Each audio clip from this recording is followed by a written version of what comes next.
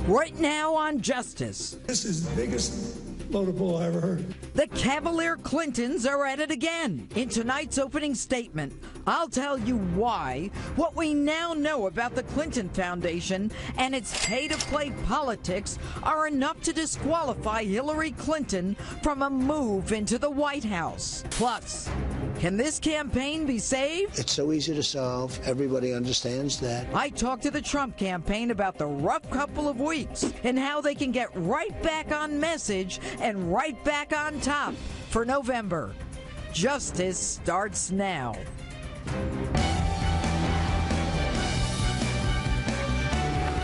Hello and welcome to Justice. I'm Judge Jeanine Pirro. Thanks for being with us tonight.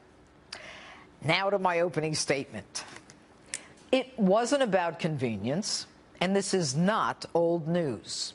She set up the personal server to prevent us from learning her private business. And it is only because of a government watchdog group and an ethical federal judge that we found out why this week. Why? Because Bill and Hillary Clinton are the Bonnie and Clyde of American politics. Now, follow me on this one.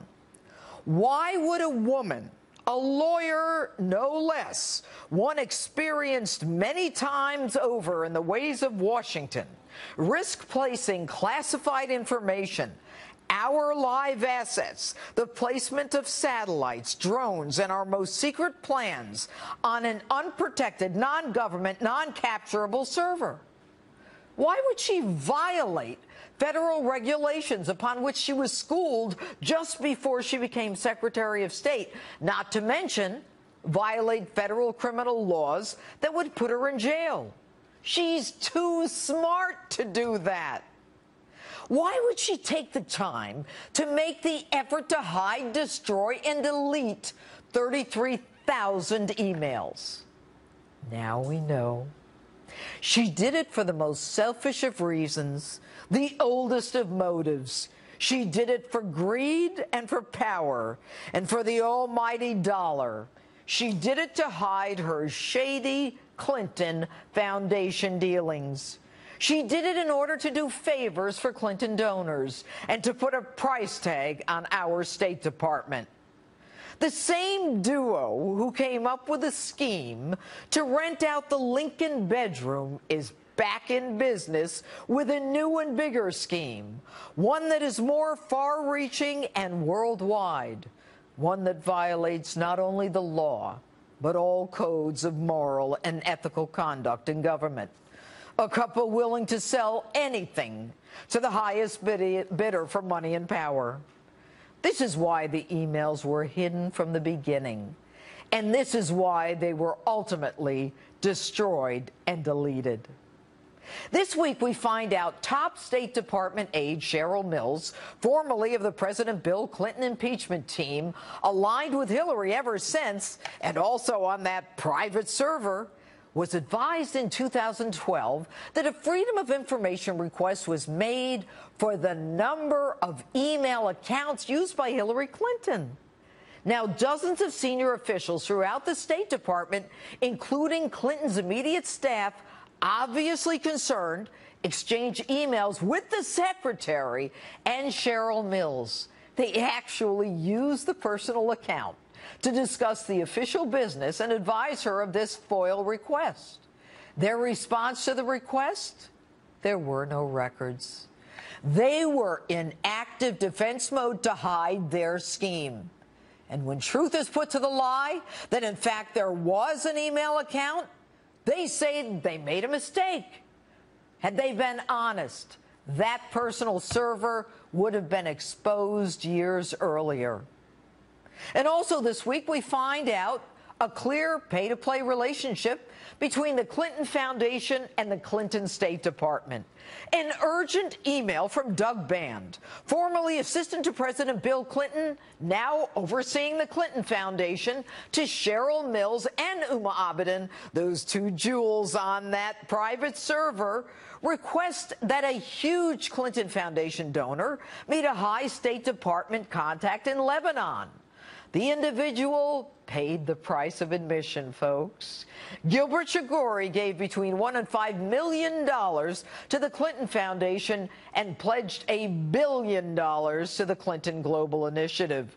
So, of course, arrangements are made for him to meet with Jeff Feldman, the former U.S. ambassador to Lebanon, the country where Chagoury was doing business. Abadan, ironically, paid both by the foundation and the State Department, immediately responds with, "I'll talk to Jeff," ignoring the agreement between Hillary and President Obama to create a wall between that Clinton Foundation and the State Department, confident that it would never be found out. And when we learned there was a private server, what happens? You do what anyone looking to hide the evidence does. You erase, you conceal, you hide, you destroy. Now, I've told you this before.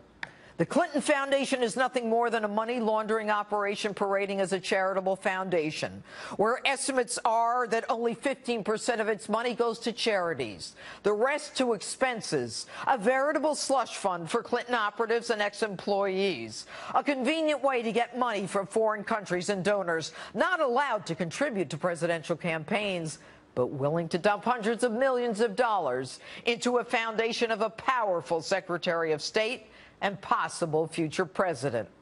Why and for what? For access, for information, for power. Folks, politicians on a much lower level, of course, have gone to jail for much less. And we find out this week that when the FBI, 3 separate offices, approached the Department of Justice to commence an investigation into this so-called not-for-profit 501c3, the Department of Justice refuses to do so.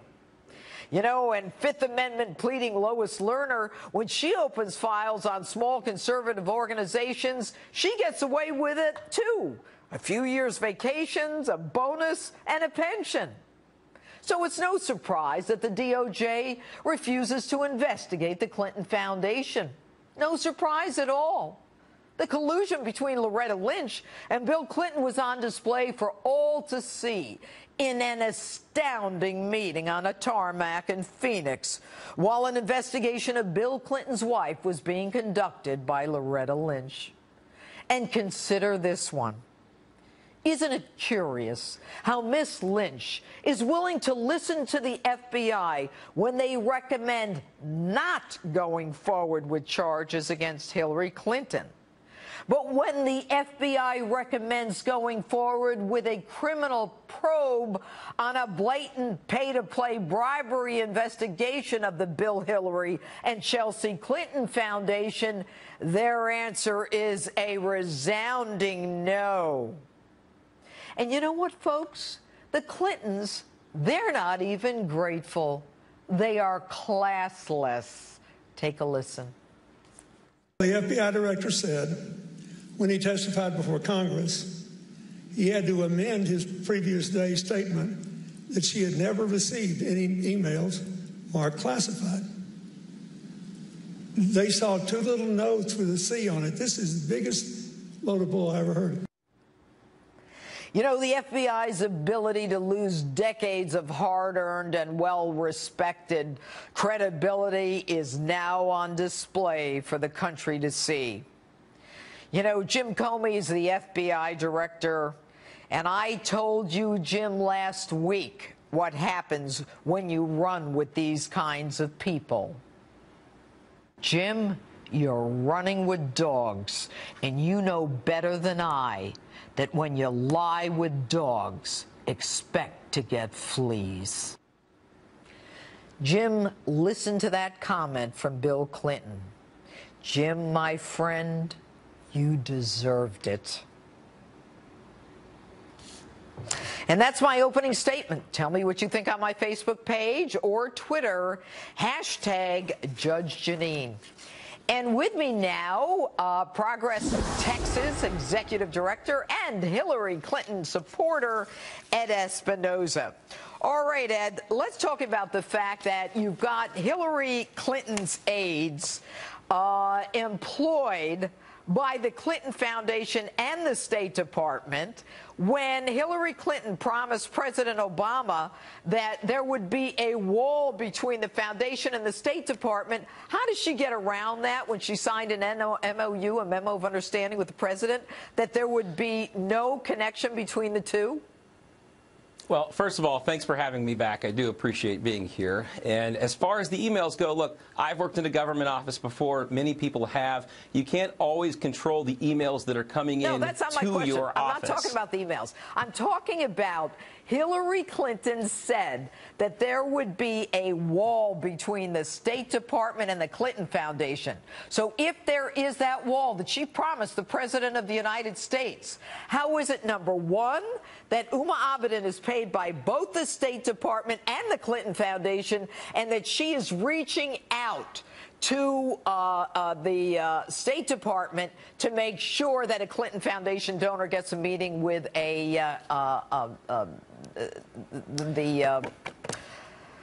Mr. Feldman there, the ambassador to Lebanon? Well, I'm not certain that she was getting paid by both organizations at the same time, which is, okay, well, that's an important distinction. That I'm not familiar with those details, but I will say this. If there's an MOU between the State Department and another office in the government, that doesn't necessarily bind an outside entity by that MOU. The MOU was between Hillary Clinton and the president, saying that there would be a wall between the foundation and the State Department. I'm trying to give you an answer to it. Respectfully, if the other organization from the outside sends an email and they send requests, they're not bound by, the outside entity is not bound by that MOU. Now, as I was saying, I've worked for government offices before. Lots of unusual and sometimes misguided requests will come into those government offices. The important thing is do the offices receiving them have the judgment to act or not act on them?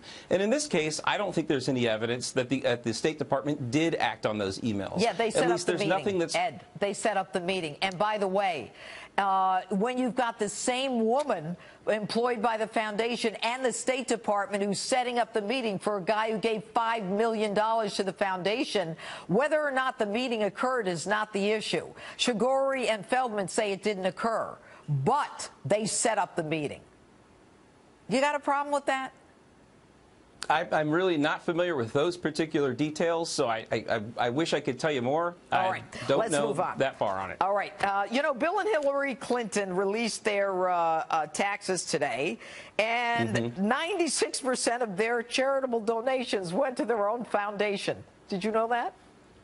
I was unaware of that, no. But I do think that it's telling that they did release their tax returns when, comparatively, Donald Trump hasn't released any of his tax returns. And I think that if we want to have an even playing field to see where charitable contributions are going, that let's see where Donald Trump's cards are. We know where the Clintons' cards are now. Yeah, we do. And they put their money in their own foundation, which we don't really understand because accountants are telling us they have a whole new paradigm the way they set it up. Ed Espinoza, it's good to have you on the show. Thank you so much. All right, my political panel is still ahead tonight, and we'll get into all of this. But next, National Donald Trump spokesperson Katrina Pearson is standing by. I have a lot of questions about a rough few weeks for Mr. Trump and how this ship can get turned around toward a pointed November victory. My interview with Katrina is next.